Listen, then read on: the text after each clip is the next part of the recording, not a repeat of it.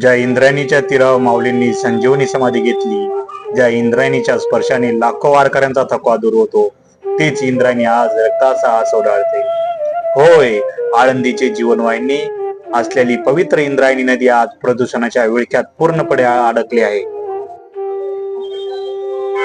बघा हे दृश्य, हा पांढरा शुभ्र फेस पाहून तुम्हाला वाटेल की नदीत बर्फ साचलाय, पण हा बर्फ नाही तर हे आहे उद्योगांमधून सोडलेले विष.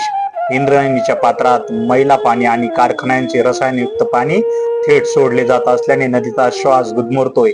नदीवर पसरलेला हा विषारी फेस म्हणजे प्रशासनाच्या नाकर्तेपणाचा पुरावा आहे. इंद्रायणी नदी म्हणजे वारकऱ्यांचा आत्मा आहे. दरवर्षी लाखो वारकरी या ठिकाणी श्रद्धेने येतात, पण आज या विषारी पाण्याला स्पर्श करण्याची भीती वाटू लागली आहे. या दूषित पाण्यामुळे त्वचेचे आजार बळावत आहेत, जलचर प्राणी मृत्युमुखी पडत आहे.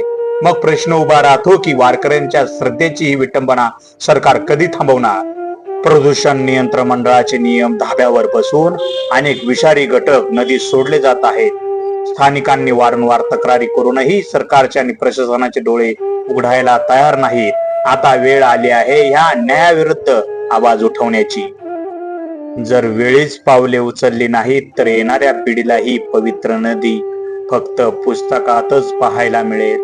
सरकारला आमचा सवाल आहे, इंद्रायणीची ही अवस्था बदलणार कधी?